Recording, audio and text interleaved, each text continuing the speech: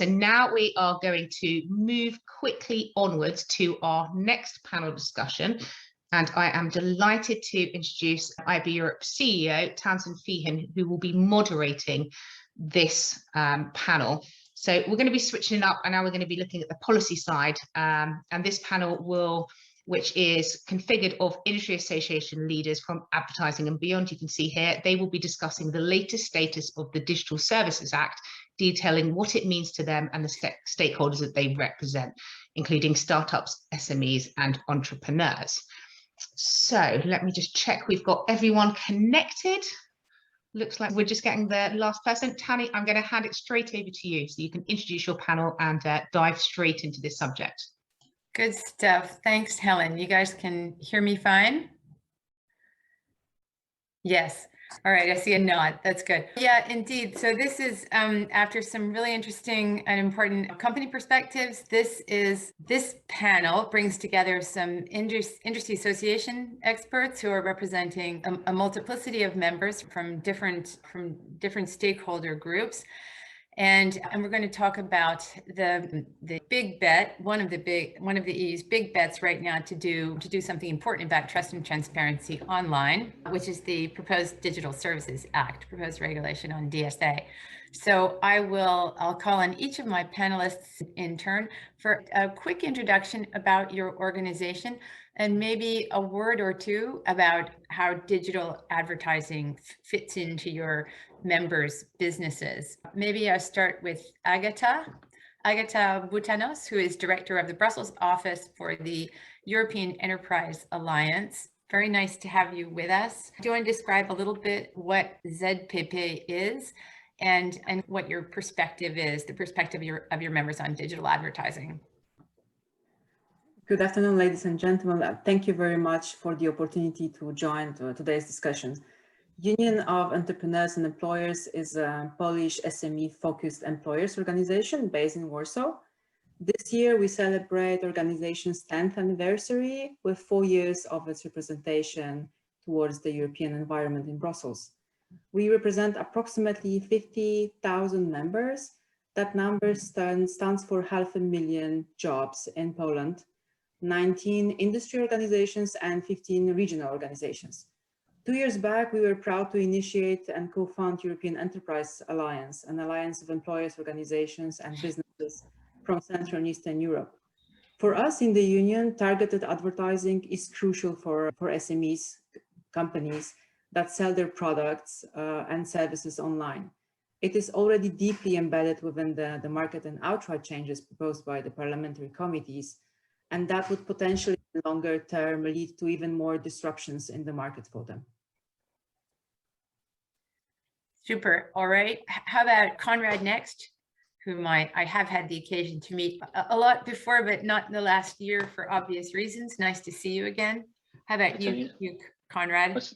Good to see you again, and thank you to the IAB Europe for inviting me and to the participants listening. So just a bit of a brief background to my organisation. I'm today representing the Advertising Information Group. I actually have two roles. I also work for the Advertising Association in the UK. Now, the Advertising Information Group, it's an informal network which is formed from 3 national advertising bodies. So that includes the German national advertising body, ZAW, and we've got the Austrian body, which is called WKO. And then within this informal grouping, we have a number of trade bodies which are based in Brussels. So IAB Europe is one. We have the Magazine and News Media Associations, EMPA. We've got Agata, and we've got FEDMA. There's also the Communications Association. So it's quite a broad range of people, including the radio sector as well. So it's a very broad range of sectors that we meet regularly on a monthly basis. It's all done now virtually, of course, with the pandemic. But we basically come together to discuss things which affect advertising in general. That's lovely. Thanks very much. And lastly, Benedikt Blomeyer is Director EU Policy of Allied for Startups. Benedikt, you want to say a little word about Allied for Startups and your thinking on digital advertising amongst all your other topics?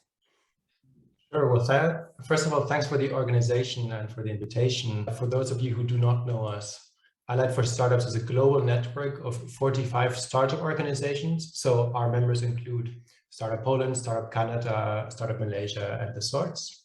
And our mission is to give these startup organizations a voice in politics. And of course, the DSA, you mentioned the acronym already, is a big priority for us. And maybe to just give one sentence or two sentences on where ads affect us.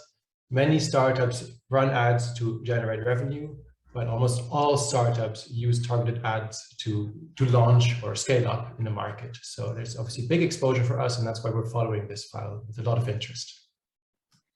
All right, thanks a lot for that. So we've got our bearings with respect to the group. I'm gonna dig into the regulation itself. So we're halfway through the first reading of the proposed DSA in the European Parliament and the Council. I guess we've had one committee report, and there are some more to come before the plenary vote that will close it off in the Parliament in November. And November or December, I guess there's a possibility that things might slip a little bit. The regulation is obviously not mainly about advertising. It's incidentally about advertising, and in the Commission's original proposal, just had some additional transparency provisions, but it's become obviously the occasion for much broader discussion about digital advertising, targeted advertising, and to specific constituencies, and then more generally. So obviously one of the topics that has emerged is the possibility of DSA introducing a complete ban on targeted advertising. Can any of you, all of you, describe to me what the import or impact of a complete ban might be,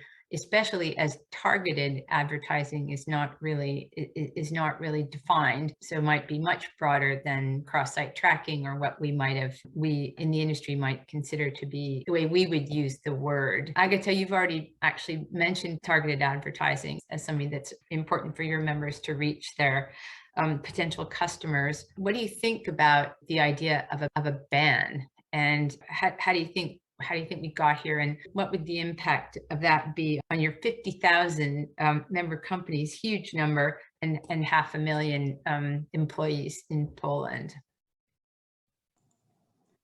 Well, DSA is an opportunity to update the regulatory framework for businesses and increase the legal centrality. Therefore, there are various doubts regarding the interpretation of the e-commerce directive that was in place for 20 years of its functioning, especially with regards to the limitation of intermediaries' liability.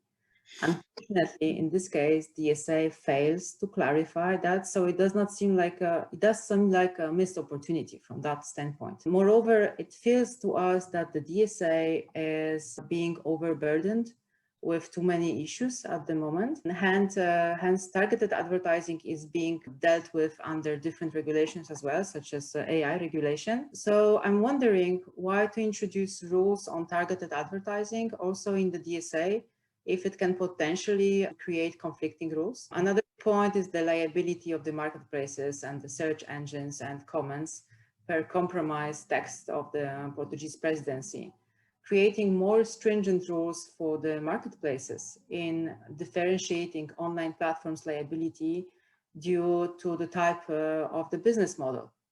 This is contrary really to the general rule on the asymmetric regulation. Regarding the search engines, how can a search engine really be responsible for illegality of the website if it's merely indexing them? Hence, while they do not have any authority over the websites, if they have already been responsible for it.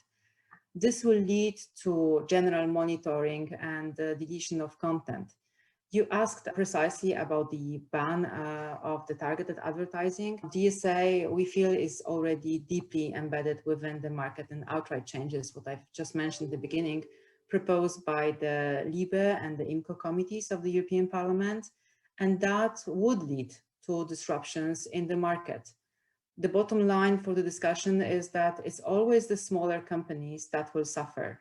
Reaching new audiences via social media is cheaper from that standpoint than advertising in the traditional media. Hence, bigger companies will have more advantages and more gains from that perspective.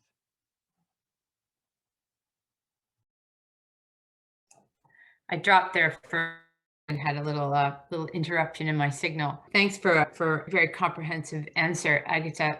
Benedikt, how about you? What would you think about a ban? Could there be an upside to a ban for some of your members, or would it be all downside? I would align with what Agata has said broadly and what she has so eloquently put.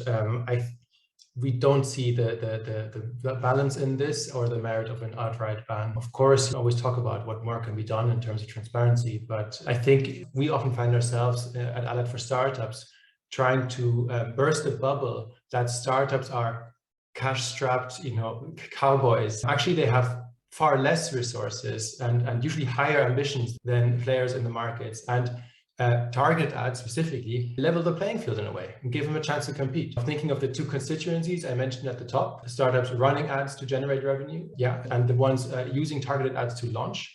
Both of these groups would suffer or have a harder time challenging if an outright ban was in place. Really interesting. How about you, Konrad? Any particular perspective on this rather dramatic idea of a ban? Yeah, I think it's very worrying because I think when you think of the original purpose of the e-commerce directive, it was to set out a groundwork and then separating liabilities, which then fostered the growth of the internet. And I think it did that to a pretty good job. I think what we don't understand, and maybe probably trying to grapple with at the moment, back then we didn't understand all the potential harms or whatever things that described from the internet. And hence it's probably time to upgrade the e-commerce directive. But where the general party think with the DSA is gone, it seems to now become a catch-all bucket for everything, which makes it incredibly complex, especially when you think that this is meant to be a horizontal piece of legislation. Now, the Commission likes to use the concept of all the lex specialist and lex generis type of legislation. The lex generis is meant to be a general piece, and when then there's a specialist piece of legislation, then the lex specialist takes over. But that's very, very complex to understand and for companies to then pick apart. So that's a huge challenge. I think there's a bit of naivety as well into calling for a targeted ban, especially when the Commission's done an impact assessment when they put out this initial proposal for the DSA. Now, politicians have started to introduce these potential changes, but there's no impact assessment on that. So do we really know for certain that, for instance, if we ban targeted advertising and then say, for instance, use contextual advertising to replace it, what's the impact to, say, publishers who are monetizing their content online? What's the impact on their bottom line? Does that have an impact to the other fundamental issues for Europe, like the plurality of media? And then you've got the other issue as well, which we already briefly discussed on, is for SMEs. Targeted advertising is a really powerful and efficient way to go and advertise your wares. So you be a company in Liechtenstein, and you have the ability through targeted advertising to go and sell to Poland, for instance. SMEs don't have the budget to go and compete with big players who have the big marketing budgets to go and advertise on TV. And then also the other thing about targeted advertising, particularly what we've learned from the pandemic, is that targeted advertising can actually reach marginalized groups. So if you want to then send messages about getting vaccinated, take precautions, et cetera, that could be an effective way to do that. And I think there's a lack of understanding on the social aspects and benefits of targeted advertising. And people can always reject it, of course. Yeah, this sort of the point you make about the impact assessment is a chronic problem, right? The Commission makes an initial impact assessment, and then this whole process runs. Council on one side, Parliament on the other.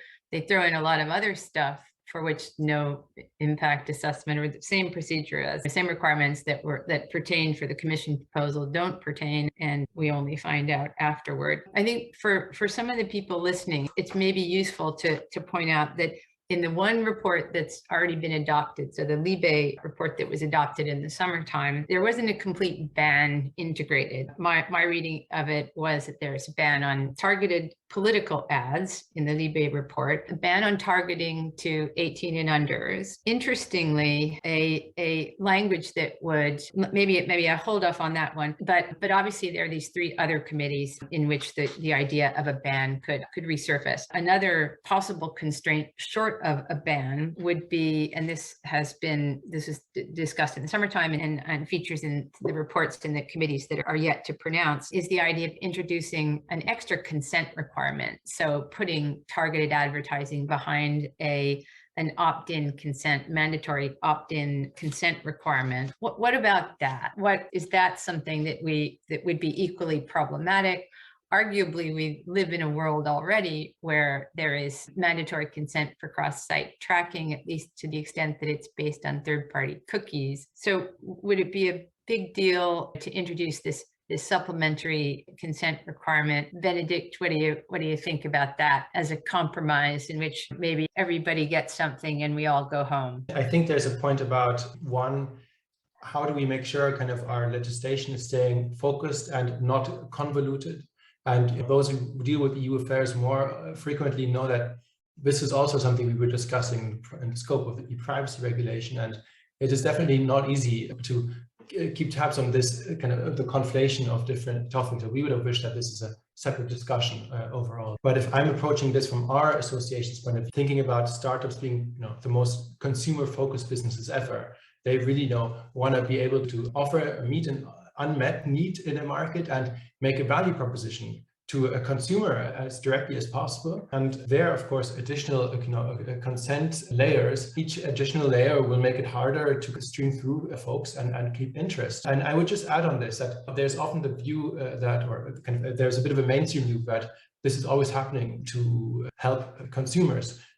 So many of our members are approaching us and saying, hey, actually the platforms and startups we represent, they are doing something which benefits consumers. If you think of an online customer review platform, which runs targeted ads to generate revenue, or other platforms, where you can compare things online, or you can get platforms where you can book a tutor for your kids. These are platforms which generate revenues with targeted ads, but they have a clear and proven consumer benefit. And so we shouldn't get this backwards either, that this is only going to benefit consumers if we go down this road. Sorry to make a sidetrack, but I thought it was important to make that point. Absolutely. How about you, Konrad? You've been around the track, watched the e-privacy discussions, watched the GDPR enforcement and interpretation by the DPAs of the consent requirement. What about sticking targeted advertising behind a DSA consent wall? I think there's just been this continual debate about what's appropriate, opt-in or opt-out. And I think there's probably a lack of time and effort actually putting into doing more to educate users, as opposed to just saying what's the right approach. Because I think you could easily argue the case for either side. Fundamentally, what you want, and this is going in line with the spirit of GDPR, is that you want informed consent for whatever you're doing. I think there's not enough effort, particularly say from the Commission and maybe the MEPs as well, to actually think about the issue about education. Do we need to actually do more, create more initiatives, more media literacy efforts to educate what is it people are opting in or opting out of? So I think that's a real huge focus that's not been really discussed that much. I think more effort needs to go into these educational programs, because I don't want the situation, and this is common for everyone now, that you get consent fatigue, you get overloaded with all these options on there, and just people just, at the end of the day, they'll just be lazy and just press OK or whatever, accept the default. But then that can create unintended consequences. So for instance, going back to my other point about revenue models for publishers, does the deliberate have to opt in? Does that have an impact on publisher business models? And that's another question that needs to be looked at.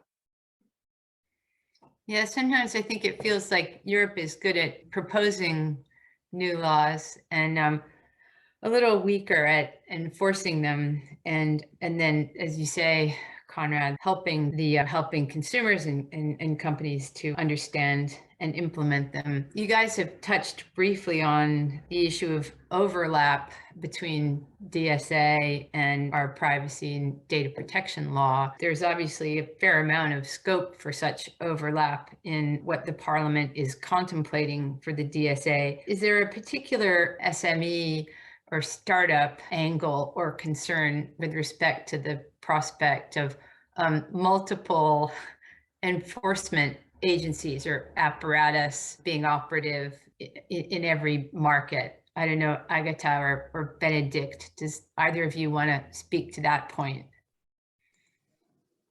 Yes, sure. If Benedikt wants to go first, I'm more than happy. Other than that, I will provide a short comment. Please go ahead. Okay, I think that as we are just, discussing for a few minutes, and the situation already got very complicated, as you can see when it comes to the landscape. Hence, I think that being disappointed with previous regulations or having in mind more provisions to put on the table at this point is actually what Benedikt said, building up extra layers and complicating the navigation for SMEs even more. Each regulation means more time and human power to be in check with. Hence, the question by the end of the day, I think for all of us will be, does it always bring the result that we are aiming at, and was it worth to build up extra layers from the consumer point of view? Because what SMEs would think about it, I think is already clear by now. I just very quickly get in there. I think we are also aligned that the Digital Services Act is updating a law that's over 20 years old. We think this update is necessary, and we don't think that we have a fully integrated digital single market in Europe yet. And this can be a step in the right direction.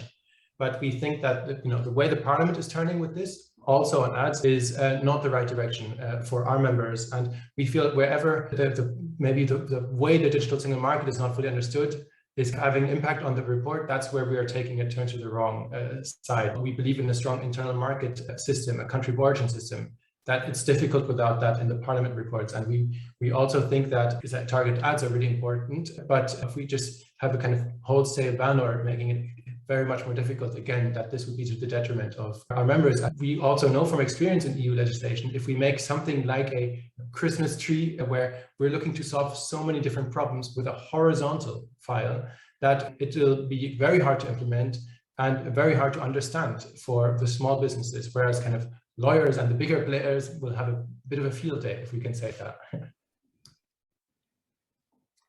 I've noticed one of the topics we've become aware of recently is some noise from certain quarters about the horror of consent spam, the excesses of, and it's interesting to see how that discussion is playing out post-Brexit. There is language in the report adopted in LIBE that would actually prevent a website from trying to solicit user consent if there was a browser setting, do not track type browser setting. So browser level no, and then a sort of mandatory obligation on websites to respect and not even ask a favorite publisher, not even to ask for consent.